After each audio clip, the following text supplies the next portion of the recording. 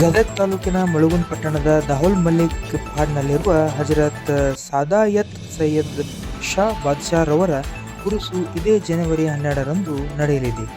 11ರಂದು ಸಂದಲ್ ಗಂಧ ಹಾಗೂ 13ರಂದು ಜಿಯಾರತ್ ನಡೆಯಲಿದೆ ಎಂದು ಹಜರತ್ ಲಾಲ್ಶಾ ಪೀರ್ ಮಕಾನ್ದಾರ್ ತಿಳಿಸಿದರು. ಈ ಕುರಿತು ಹಜರತ್ ಸೈಯದ್ ಬಾಷಾ ಖಾದ್ರಿ ಅವರು ಸುಮಾರು ಕಾಲದಿಂದ ಈ ಪಟ್ಟಣದಲ್ಲಿ ನೆಲೆಸಿ ಬಹಳ ಹೆಚ್ಚಿನ ಸಂಖ್ಯೆಯ ಭಕ್ತಾದಿಗಳನ್ನು ಹೊಂದಿದ್ದಾರೆ. ಎಲ್ಲ ಸದ್ಭಕ್ತರಲ್ಲಿ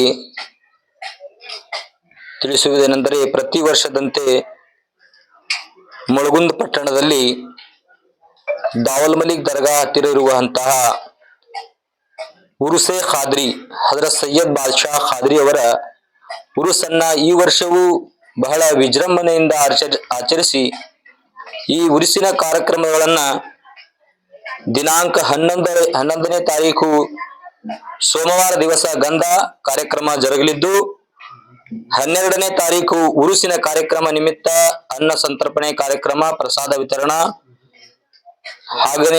ಹಾಗೂ 13ನೇ ತಾರೀಕಿಗೂ ಸಹ ಶರಣರ ಉಪನ್ಯಾಸ ಕಾರ್ಯಕ್ರಮ,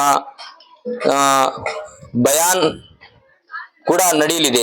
ಬೆಳಗಟ್ಟೆಯಿಂದ ಮುಂಡರ್ಗಿ ತಾಲೂಕಿನ ಬೆಳಗಟ್ಟೆ ಗ್ರಾಮದ ಹಜರತ್ ಸೈಯದ್ ಮುಸ್ತಫಾ ಶಾ ಖಾದ್ರಿ ಅವರ ವಂಶಸ್ಥರು ಅವರು ಬಂದು ಇಲ್ಲಿ ಪ್ರವಚನ ಮಾಡ್ತಾ ಇದ್ದಾರೆ.